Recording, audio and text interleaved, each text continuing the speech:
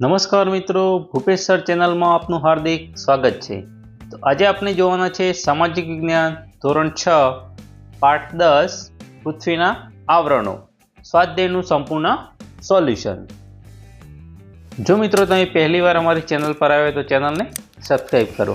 આ ચેનલ પર તમને સામાજિક વિજ્ઞાનના તમામ ધોરણના સ્વાધ્યાય સોલ્યુશન, સ્વાધ્યાય પોથી સોલ્યુશન, પાઠની સમજૂતી અને જનરલ નોલેજના વિડીયો મળી રહેશે।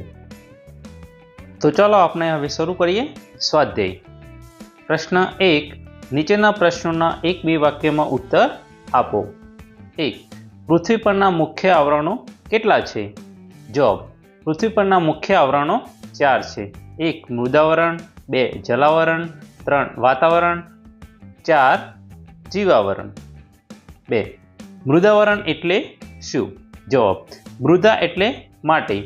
પૃથ્વી પરનો પોપડો સામાન્ય રીતે માટી અને ઘન પદાર્થોનો બનેલો છે, તેથી પૃથ્વીની સપાટી પરના ભૂમિ ભાગોને મૃદાવરણ કહે છે।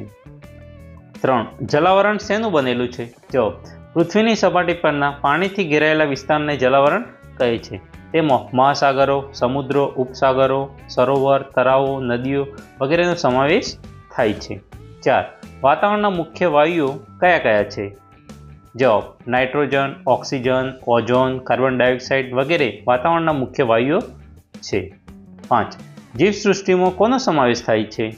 જવાબ, જીવસૃષ્ટિમાં મનુષ્યો, વનસ્પતિ અને પ્રાણીઓનો સમાવેશ થાય છે। પ્રશ્ન 2, નીચેની ખાલી જગ્યા પૂરો। 1 પર્વતો, ઉચ્ચ પ્રદેશો, મેદાનો ખાલી જગ્યા આવરણમાં આવેલા છે। જવાબ, મૃદા। 2 પૃથ્વી સપાટીની આશરે ખાલી જગ્યા કિમી સુધી વાતાવરણ વિસ્તરેલું છે?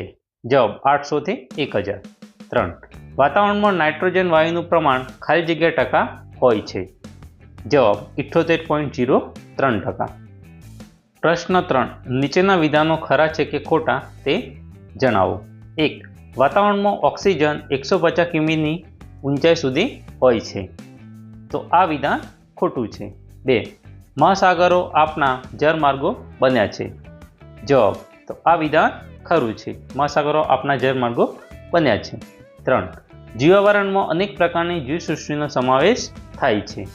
જવાબ, ખરું, આ વિધાન ખરું છે। 4 પૃથ્વીની સપાટી પર પાણી અને હવાને કારણે સજીવ સૃષ્ટિ વિકાસ પામી છે?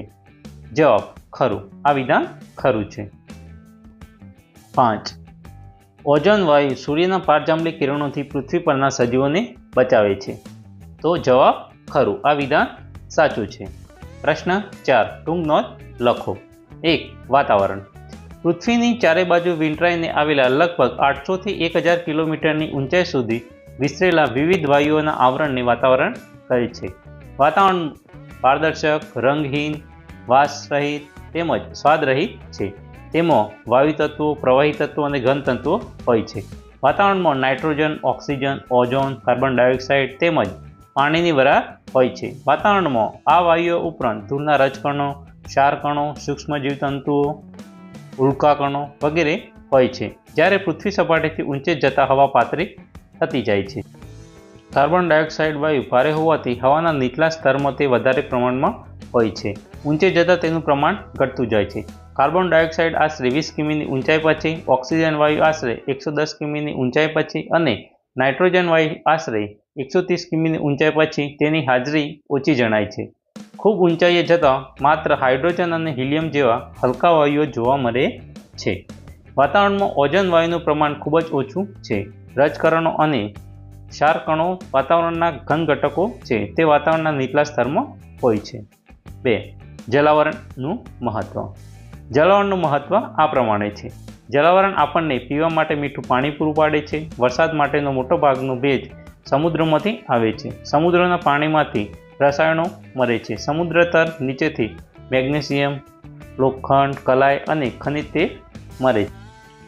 સમુદ્ર માનવીના પ્રોટીનયુક્ત ખોરાકના ભંડારો છે। સમુદ્રમાંથી માનવીને ખોરાક માટે માછલા તેમજ અન્ય જીવો મળે છે। સમુદ્રના પાણીમાંથી મીઠું પકાવવામાં આવે છે। સમુદ્રના મોજા, પ્રવાહો અને ભરતીથી વિદ્યુત ઉત્પન્ન કરવામાં આવે છે। મહાસાગરોના જળમાર્ગો તરીકે ઉપયોગ થાય છે। 3 મૃદાવરણનું મહત્વ। મૃદાવરણનું મહત્વ આ પ્રમાણે છે। મૃદાવરણ માનવીનું નિવાસસ્થાન છે।